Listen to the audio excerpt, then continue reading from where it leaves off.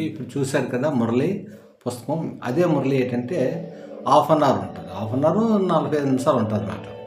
అంటే అందులో మనం 10 అంటే 3 నిమిషాలు చొప్పున ఉంటుంది అరగంట. ఒకటే 3 నిమిషాలే మీకు అందులో అన్ని పాయింట్లోని ఏదో ఒక పాయింట్ తీసుకొని మీకు చెప్తూ ఉన్నానమాట. అంటే అంత దీనిగా అయితే ఏంటంటే దాంట్లో ఈరోజు మురళిలో నా తండ్రి పరమాత్ముడు ఏం చెప్పారంటే నేను నాది అనే భావనని వదలబట్టమన్నారు. నేను నాది అని భావన వదలబెట్టినాను. ఇప్పుడు మనం ఎక్కువగా ఏంటంటే నేను చేశాను, నేను ఉంటేనే అవుతుంది, నేను లేకపోతే అవదు అని అంటామాట. ప్రతిదీ కూడా ఇది నాది, ఇది నాది, ఇది నాది, ఏది మనది కాదని మనకు తెలుసు. ఇక్కడ తండ్రి పరమాత్ముడు చెప్తానంటే ఇప్పుడు మనం ఈ శరీరం ఉంది, ఈ శరీరం నాది కాదు. అయితే శరీరం నాది కాదు ఉన్నంతకాలం రెంట్ అద్దెకున్నాను, కానీ అద్దెకున్నంత వరకు శరీరాన్ని ఎలా చూసుకోవాలో అలా చూసుకోవాలన్నమాట. ఈ శరీరం మీద అథారిటీ ఎవరికి ఎక్కువ ఉంది?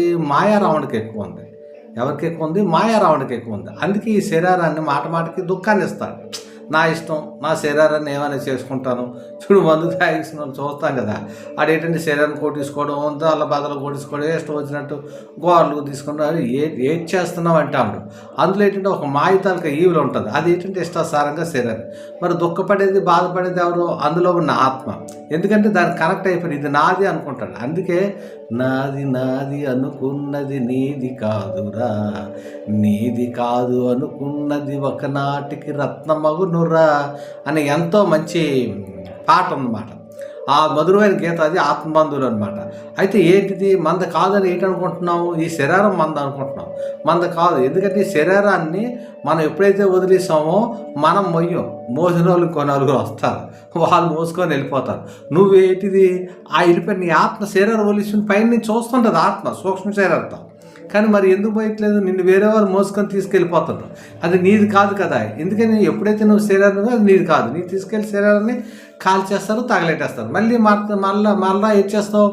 ఇంకో శరీరాన్ని వెతుక్కుంటావు. ఇంకో శరీరం కావాలి కదా. ఇంక చనిపోయిన తర్వాత మళ్ళీ ఫ్రెష్గా ఏంటంటే తల్లి గర్భంలో జన్మించడు. ఇదంతా ఒక రోల్ వెళ్తుంది. అందుకే తండ్రి పరమాత్ముడు ఏం చెప్పంటే ఎక్కువగా ఈరోజు మురళిలో నేను నాది అంటున్నాడు. ఇప్పుడు ఏందనుకోండి, నాది అంటున్నాం కదా, నేను వేరు నాది వేరు, నా సెట్ అంటున్నాను అనమాట. అంటే నా ఎవరు సెట్ ఎవరు అంటే రెండు, నా వాచ్ అంటాం, అలాగే నా వస్తువు అంటారు, అంటే నా కారు అండి అంటారు, నా బండి అండి అంటాం. ఎవరు అంటున్నారు? అందులో నాది అని ఇందులో ఉన్న ఆత్మ అంటుందన్నమాట. నాది అని అదే పరమాత్ముడు అంటున్నారు. వీటికి అటాచ్మెంట్ అంటారు. భాగవతులు ఏమంటే నష్టోమోహ స్మృతిలబ్ధ అంటారు. అచ్చా, ఇది నాది అనేది చాలా వెర్షన్స్ చాలా ఉన్నాయి. చక్కగా టైము దగ్గర పడుతుంది కనుక. అచ్చా, ఓం శాంతి.